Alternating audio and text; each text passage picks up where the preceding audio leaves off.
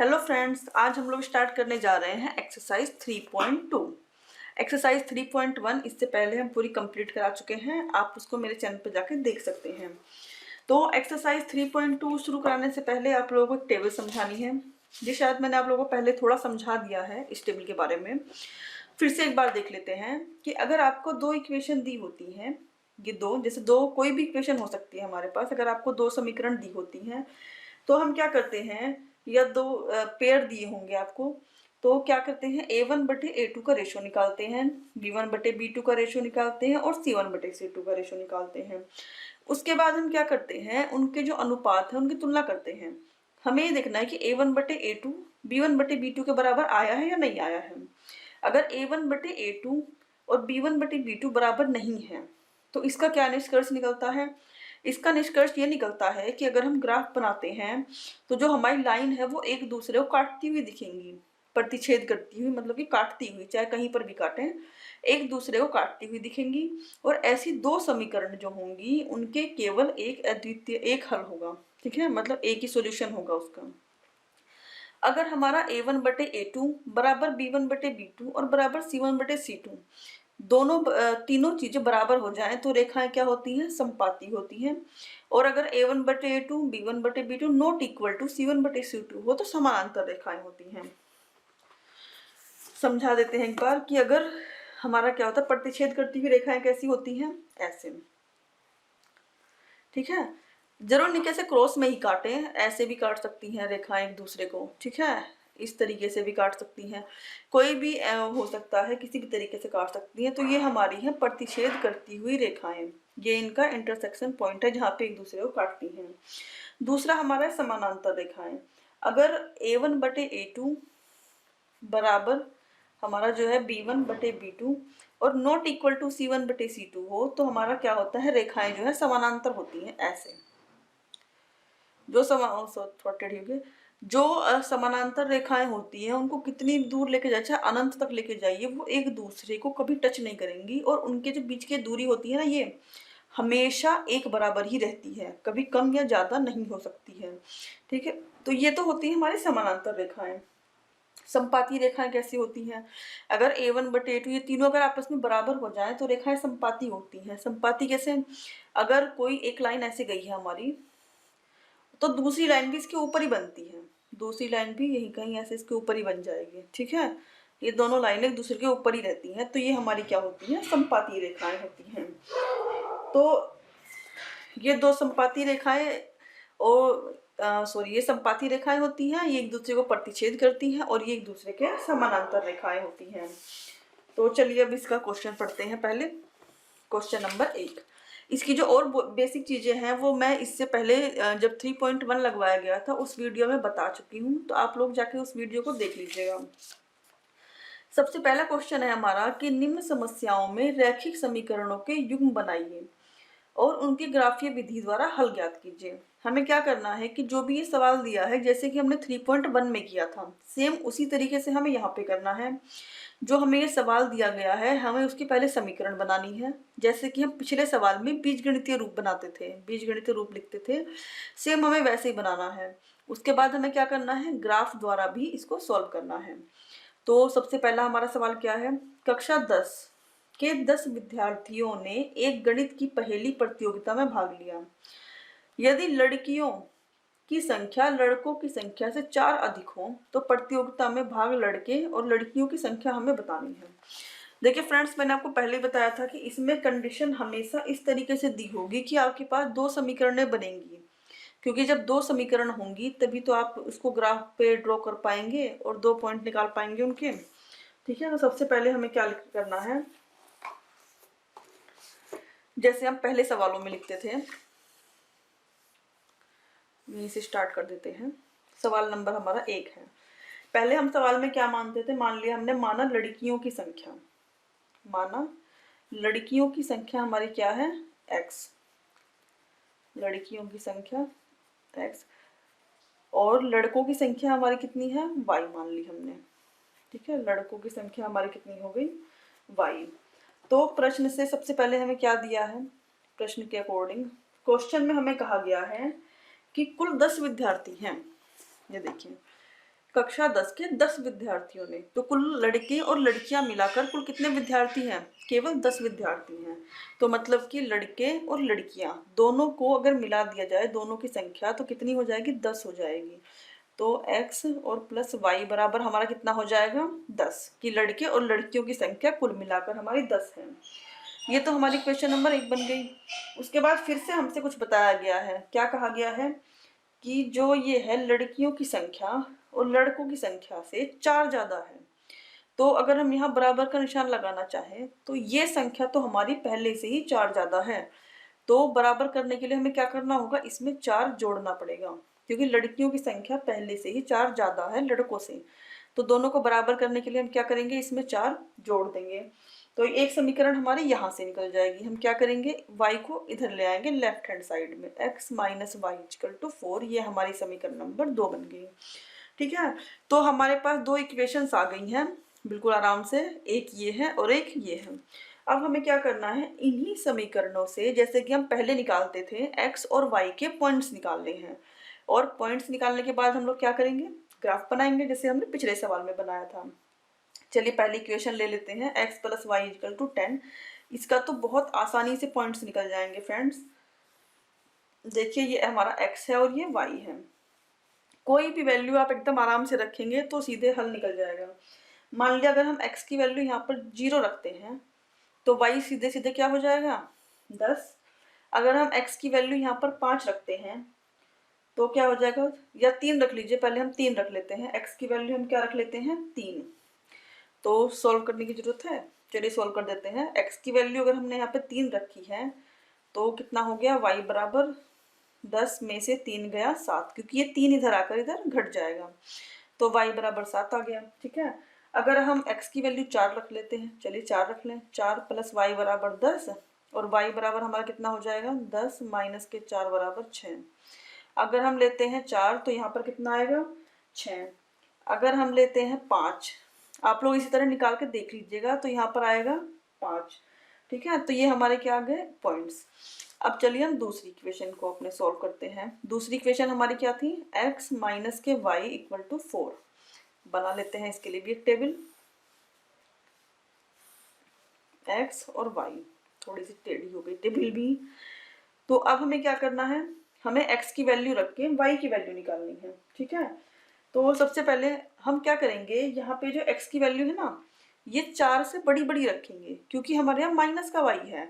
अगर आप ये x की वैल्यू 4 से बड़ी बड़ी रखेंगे तो जब वो इधर जाके घटेगा तो माइनस की वैल्यू राइट साइड में भी आएगी, तो माइनस से हमारा माइनस कैंसिल हो जाएगा। तो चलिए सबसे पहले क्या रख लेते हैं वैल्यू? हम लोग रख लेते हैं 7। x की वैल्यू हम लोग 7 रख लेते हैं, क्योंकि 4 से तो बड़ी है वैल्यू। तो 7 माइनस के y बराबर कितना हो गया? 4। आप कोई भी वैल्यू रख सकते हैं, जरूरी नहीं है कि जो वैल्यू मैंने रखी है वही रखी जाए। तो माइनस के y बराबर कितना हो गया? 4 माइनस 7, कितना बचा? माइनस के 3। माइनस से माइनस कैंसिल हो गया, तो y बराबर हमारा कितना बचा? 3। इस तरीके से हमें वैल्यू रखनी है। तो अगर हम x की वैल्यू 7 रखेंगे तो y बराबर हमारा आया 3। अगर 8 रखते हैं तो y का मान हमारा आएगा 4। आप लोग इसको रख के देख लीजिएगा। आई होप कि अब आप लोगों को अच्छी प्रैक्टिस हो गई होगी। फिर उसके बाद अगर हम 9 रखते हैं तो आता है 5, और 10 रखते हैं तो हमारा आएगा 6। ये 2 हमें टेबल मिल गई हैं। इसकी हेल्प से हम क्या करेंगे? अपना ग्राफ बनाएंगे। तो चलिए फ्रेंड्स, अब हम लोग इसका ग्राफ बना लेते हैं। ग्राफ बनाने के लिए मैंने इनके जो पॉइंट्स हैं ये पहले से ही लिख लिए हैं। आप देख सकते हैं कि सबसे हाईएस्ट पॉइंट दोनों में, सबसे हाईएस्ट पॉइंट 10 से ऊपर हमारा गया ही नहीं है। तो हम क्या करेंगे? हम आराम से 1 2 3 4 5 10 तक ऐसे बना लेंगे, तो एकदम आराम से बन जाएगा। ग्राफ पेपर के ऊपर जगह भी कम नहीं पड़ेगी। ये देखिए मैंने ये बना लिया है, 1 से लेके 10 तक यहाँ भी, और 1 से लेके 10 तक यहाँ पर भी। ठीक है, क्योंकि जगह बिल्कुल कम नहीं पड़ी है। मैंने यहाँ पे भी ये निगेटिव वाली y एक्सिस और ये निगेटिव वाली x एक्सिस नहीं बनाई है, क्योंकि मुझे इसकी जरूरत नहीं थी। इसमें टाइम वेस्ट नहीं करना है। आप लोग एग्जाम में भी इसको छोड़ सकते हैं, इस पर टाइम वेस्ट करने की कोई जरूरत नहीं है आप लोगों को। तो अब हम लोग क्या करना है? चलिए इनकी वैल्यू देखते हैं। जब x का मान, जब x 0 है तो y 10 है, 3 है तो 7 है। चलिए रखते हैं x 0, 0 तो यहीं पे होता है, और y कितना है? 10। तो ये पॉइंट कहाँ बनेगा? यहाँ 0 और 10, ये वाला हमारा पॉइंट है। फिर हमारा x 3 है और y 7 है। देखिए यहाँ पे हमने ये पॉइंट निकाला था 3 और 7। तो x हमारा 3 है और y हमारा कितना है 7 है। चलते जाइए ऊपर यहाँ पर। तो x हमारा 3 है और y हमारा 7 है, ये हमने रख लिया। उसके बाद हमारा क्या है 4 और 6 है। 4 x पे हमारा 4 है और y पे हमारा 6 है। तो ये हो गया हमारा 4 और 6 पॉइंट। उसके बाद हमारा क्या है पॉइंट 5 और 5 है। x पे भी 5 और y पे भी 5, यहाँ पे 5 और 5। ठीक है, ये हमने पॉइंट्स रख लिए हैं। चलिए इसकी लाइन को मिला लेते हैं, क्योंकि अगर हम इसकी लाइन को अभी नहीं मिलाएंगे, आगे वाले पॉइंट भी ड्रॉ कर लेंगे, तो सारे पॉइंट एक में मिक्स हो जाएंगे, हमें पता ही नहीं चलेगा कि किस पॉइंट को आपस में मिलाना है, किन पॉइंट्स को। तो इसका इजी तरीका यही है कि आप पहले जो जिस लाइन के पॉइंट्स ड्रॉ करते हैं उनको मिला लीजिए आराम से। ठीक है, तो ये हमारी लाइन बन गई। इसका नाम था x + y = 10। इसका नाम लिख लेते हैं यहाँ पे x + y = 10। चलिए अब दूसरी लाइन के पॉइंट्स लिखते हैं। दूसरी लाइन हमारी क्या है, x पे है 7 तो y पे है 3।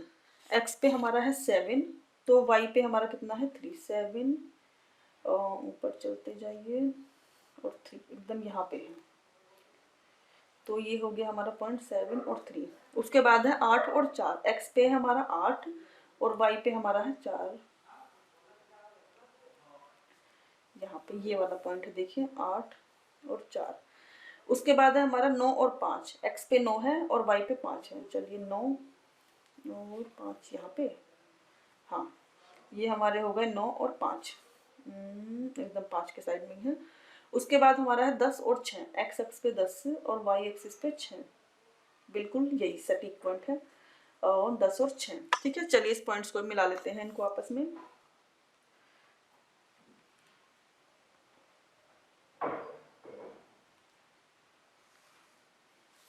ये हमने इन्हें आपस में मिला लिया।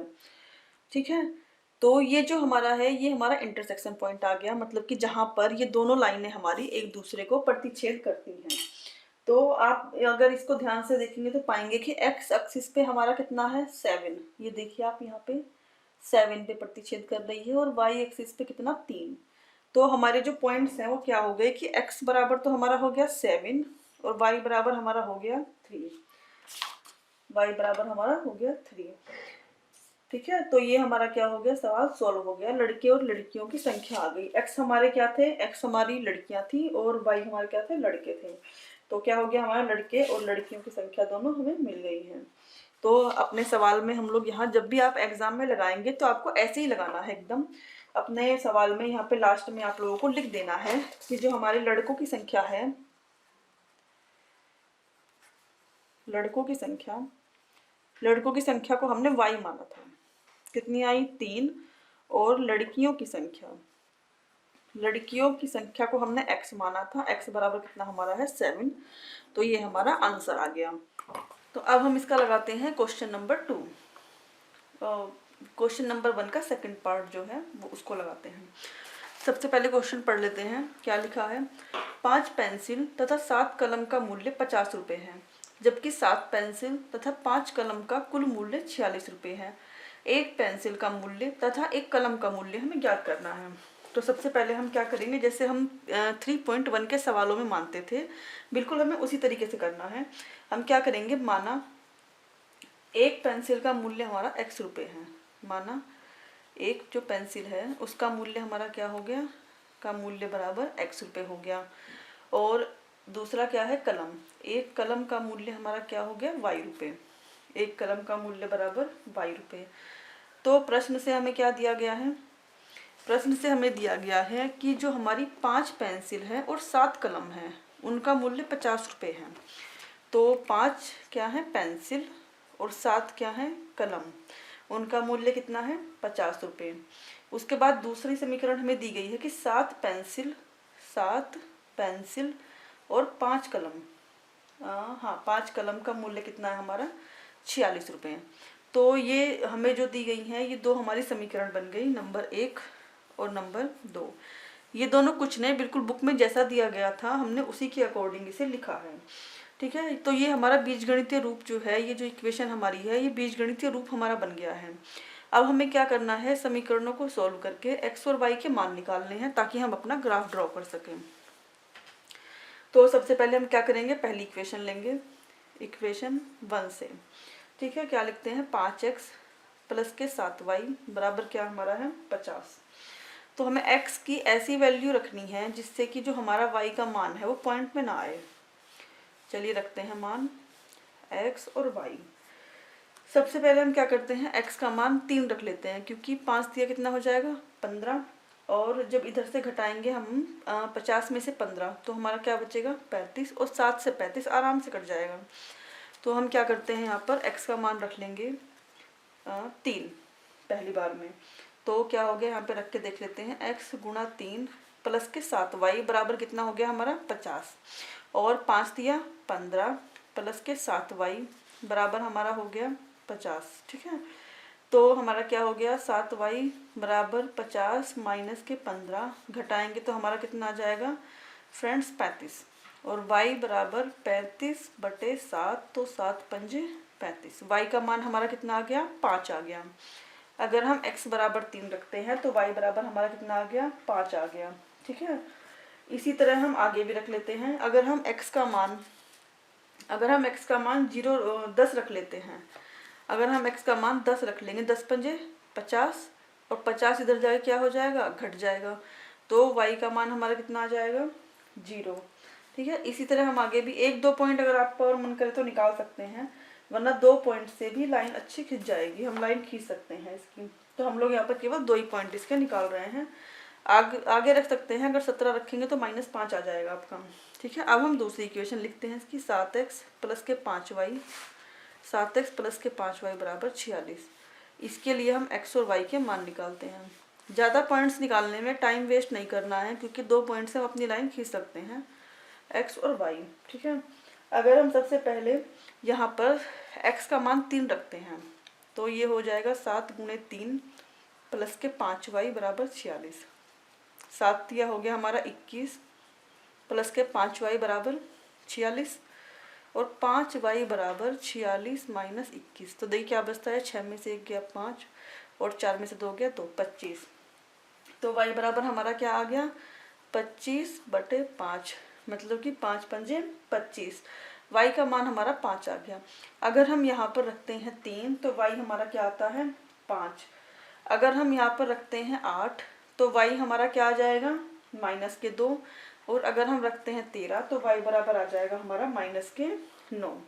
तो ये हमारे सारे क्या आ गए, ये हमारे सारे पॉइंट्स आ गए। अब इसके लिए हमें क्या करना है, अपना ग्राफ ड्रॉ करना है। ठीक है, तो चलिए फ्रेंड्स, अब हम लोग इसका ग्राफ जो है उसको ड्रॉ कर लेते हैं। इसके लिए मैंने जो यहाँ पॉइंट्स है ना पहले से बना लिए हैं। फिर से मुझे यहाँ पे वाई एक्सिस पे ज़्यादा पॉइंट्स की ज़रूरत नहीं थी, तो इसलिए मैंने वाई एक्सिस पे ज़्यादा पॉइंट्स नहीं बनाए हैं, केवल मेरी 1-2 वैल्यू निगेटिव में है उन्हीं के लिए बनाए हैं। ठीक है, तो क्या करते हैं, सबसे पहले चलिए पहली लाइन के लिए वैल्यू रखते हैं। एक्स अक्ष पे 3 है और वाई अक्ष पे हमारा 5 है। एक्स अक्ष पे 3 है और वाई अक्ष पे हमारा 5 है। फिर दूसरा पॉइंट है हमारा एक्स अक्ष पे 10 है और वाई अक्ष पे 0 है। एक्स अक्ष पे हमारा 10 है और वाई अक्ष पे 0 है। 10 कहाँ है, ये रहा। तो ये वाला जो पॉइंट है ये हमारा हो गया 10 और 0। ठीक है, 2 ही पॉइंट्स हमारे लिए काफ़ी हैं, हम इससे अपनी लाइन को बना सकते हैं। तो हम यहाँ से इसको मिला लेंगे।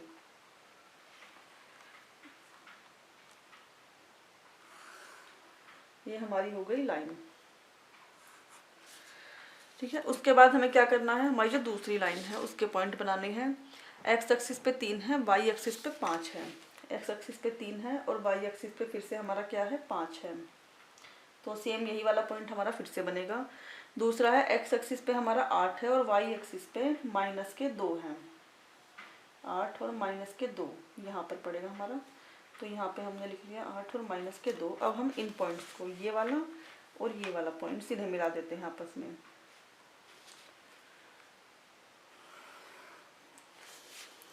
मिला दिया। उसके बाद हम ये देख रहे हैं कि जो दोनों लाइनें हैं एक दूसरे को कहाँ काट रही हैं। अब की बार तो साफ दिख रहा है कि पॉइंट 3 और 5 पर काट रही हैं। ठीक है, तो एक्स एक्सिस पे 3 हमारा पॉइंट है और वाई एक्सिस पे हमारा जो पॉइंट है वो 5 है। तो इसका मतलब क्या कि जो एक पेंसिल का मूल्य है वो 3 रुपये है। यहाँ पे हम लिख लेंगे कि एक पेंसिल का मूल्य एक पेंसिल का मूल्य हमारा क्या है, वो 3 रुपये है।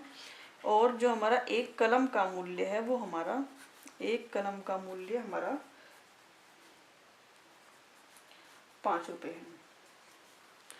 तो ये हमारा जो है इसका क्वेश्चन नंबर 1 कंप्लीट हो गया है। अब चलिए इसका क्वेश्चन नंबर 2 लगाते हैं।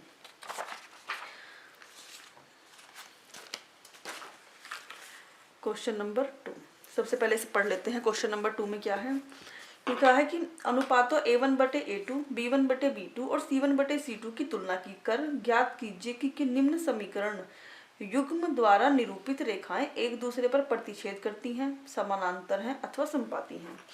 इसके जो तीनों पॉइंट्स थे वो मैंने आपको पहले बता दिए थे कि कैसे रेखाएं एक दूसरे पर प्रतिच्छेद करेंगी, कैसे समानांतर होंगी और कैसे समपाती होंगी। तो चलिए हम लोग क्या करते हैं कि पहले सवाल को लिख लेते हैं। पहले पहला नंबर है इसका 5x माइनस के 4y एन प्लस के 8 इक्वल टू 0। दो समीकरण जरूर दी होंगी क्योंकि हमें x1 और x2 दोनों के क्या है रेशो निकालने हैं। वो सॉरी x1 कह रहे हैं, A1/A2 और B1/B2 C1/C2 हमें ये निकालना है। तो इसके लिए हमें दो इक्वेशन जरूर दी होंगी, ठीक है। तो हम क्या लिख लेंगे कि दी गई समीकरणों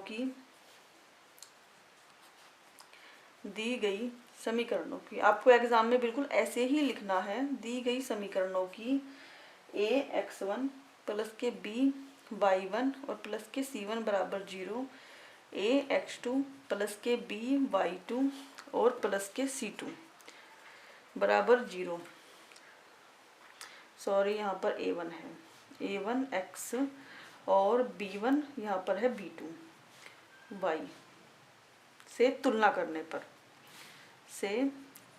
पर अगली जो सवाल लगाएंगे उनमें हम लोग खुद ही समझ जाएंगे कि हमें a1 और a2 की वैल्यू कैसे निकालनी है। x के साथ जो गुणांक है वो हमारा a1 है, तो a1 हमारा कितना हो गया, a1 बराबर हमारा 5 हो गया और a2 बराबर हमारा हो गया 7, b1 बराबर हो गया हमारा -4 और b2 बराबर हो गया 6, c1 बराबर हो गया 8 और c2 बराबर -9। ये हमारे पॉइंट्स हो गए। अब हमें क्या करना है, हमें ये देखना है कि a1/A2 हमारा कितना है। a1/A2 हमारा कितना है 5/7, b1/B2 हमारा कितना है -4/6 है। इसको काट सकते हैं, 2 दूनी 4 और 2 तिया 6, -2/3 और c1/C2 हमारा कितना है 8/9। c1/C2 निकालने की हमें जरूरत भी नहीं थी क्योंकि हमें पहले ही दिखाई दे गया है कि हमारा a1/A2 not equal to b1/B2 है, ठीक है। तो अगर आप चाहें तो ये वाला स्टेप छोड़ सकते हैं। तो हम देख चुके हैं कि a1/A2 हमारा नॉट इक्वल टू b1/B2 है। तो मैंने आपको क्या बताया था कि अगर a1/A2 not equal to b1/B2 हो तो ये दोनों रेखाएं क्या होंगी, प्रतिच्छेद करेंगी। क्योंकि देखिए ऐसे पीछे भी दिया है, ये रहा कि अगर a1/A2 नॉट इक्वल टू हो b1/B2 के, अगर a1/A2 नॉट इक्वल हो b1/B2 के तो दोनों रेखाएं क्या करेंगी, आपस में प्रतिच्छेद करती हैं। तो हम यहाँ पर लिख देंगे कि चूंकि a1/A2 not equal to b1/B2 अतः दोनों रेखाएं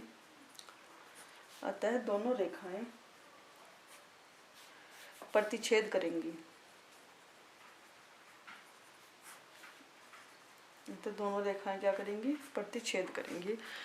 तो ये हमारा क्वेश्चन नंबर 2 का पहला पार्ट क्या हो गया, कंप्लीट हो गया। तो चलिए अब लगाते हैं इसका जो है क्वेश्चन नंबर 2। इसका जो सेकंड पार्ट है उसको लगाते हैं। सेकंड पार्ट में हमारे क्या लिखा है, 9x plus 3y plus 12 is equal to 0 और 18x प्लस 6y प्लस 24 बराबर 0। तो इसका सेकंड पार्ट हमारा है 9x प्लस के हमारा 3y और प्लस 12 बराबर क्या दिया है 0, फिर है 18x प्लस के 6y और प्लस के 24 बराबर क्या दिया है 0। हर क्वेश्चन में ऐसे लिख सकते हैं कि हम जैसे पिछले क्वेश्चन में लिखा था कि a1x b1y प्लस c1 बराबर 0, a2x b2y और ये c2 बराबर 0 से तुलना करने पर। तो क्या करेंगे, लिख लेंगे फिर से हम कि दी गई समीकरणों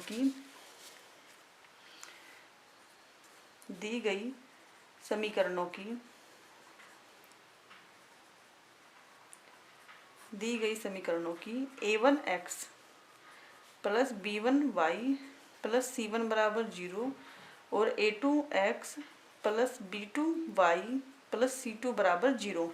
ये हमारी स्टैंडर्ड समीकरण है से तुलना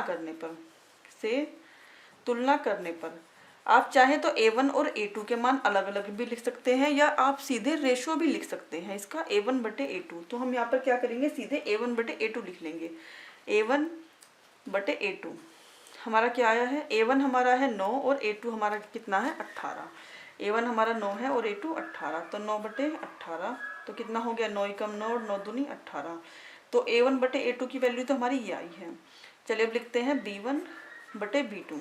ठीक है, b1 बटे b2 का मान हमारा क्या हो जाएगा, b1 बटे b2 मतलब कि 3 बटे 6, 3 कम 3 और 3 दूनी 6, ये हमारा हो गया। उसके बाद हम निकालेंगे अब c1 बटे c2, c1 बटे c2। तो c1 बटे c2 हमारा क्या हो गया, 12 बटे 24। तो 12 बटे 24 से कितना हुआ, ये भी 1 बटे 2 ही आ गया। तो हमारी तीनों चीज़ें क्या आ गई आपस में बराबर। तो हम इसको लिख लेंगे कि a1 बटे a2 बराबर b1 बटे b2 और बराबर क्या हो गया c1 बटे c2। अगर तीनों बराबर आ गई तो क्या है, यहाँ पे लिख देते हैं, अतः दी गई रेखाएं हमारी समपाती हैं। अतः दी गई रेखाएं हमारी क्या हैं, समपाती हैं। और समपाती कैसे होती हैं लाइनें, जो लाइनें एक दूसरे के ऊपर बनी होती हैं। ऐसे मान लिया एक लाइन हमारी ऐसे है, दूसरी लाइन भी इसके ऊपर से ही जा रही है, तो ये हमारी क्या है, समपाती रेखाएं हैं। तो ये हमारी जो लाइन है ये दोनों दी गई हैं, एक दूसरे के समपाती हैं। अब लगाते हैं इसका पार्ट नंबर 3। पार्ट नंबर 3 में दिया है 6x माइनस के 3y और प्लस के 10 इजिकल टू 0, 2x माइनस के y प्लस के 9 इजिकल टू 0। फिर से हम क्या करेंगे, पहले क्वेश्चन की तरह ही क्या लिखेंगे कि दी गई समीकरणों की, आपको एग्जाम में बिल्कुल ऐसे ही लिखना है, दी गई समीकरणों की a1x a1x प्लस b1y और प्लस c1 बराबर 0, a2x प्लस b2y और प्लस c2 बराबर 0 से तुलना करने पर अगर तुलना करेंगे तो हम लोग क्या करेंगे, अब डायरेक्ट लिख लेंगे कि a1 बटे a2 हमारा क्या है, a1 बटे a2 कितना आया, 6 बटे 2, 2 तिये 6, 3 आ गया। b1 बटे b2 हमारा कितना है, माइनस के 3 अपॉन माइनस के 1, माइनस से माइनस गया, माइनस के 3 सॉरी प्लस के 3। तो अब हमारा क्या होगा, जब हमारे a1 बटे a2 इक्वल टू मतलब b1 बटे b2 आ गया है तो c1 बटे c2 भी निकालना होगा। c1 बटे c2 निकालते हैं 10 बटे 9, ये नहीं कटता, ये ऐसे ही रहेगा। तो हम क्या लिख सकते हैं कि हमारा जो है a1 बटे a2 तो इक्वल है हमारा b1 बटे b2 के, पर नॉट इक्वल टू है c1 बटे c2 के। ठीक है, तो अगर इस तरह की कंडीशन आती है तो क्या होगा, दिया गया रैखिक युग्म जो है एक दूसरे के समानांतर है। तो हमें क्या लिखना है यहाँ पर, दिया गया रैखिक युग्म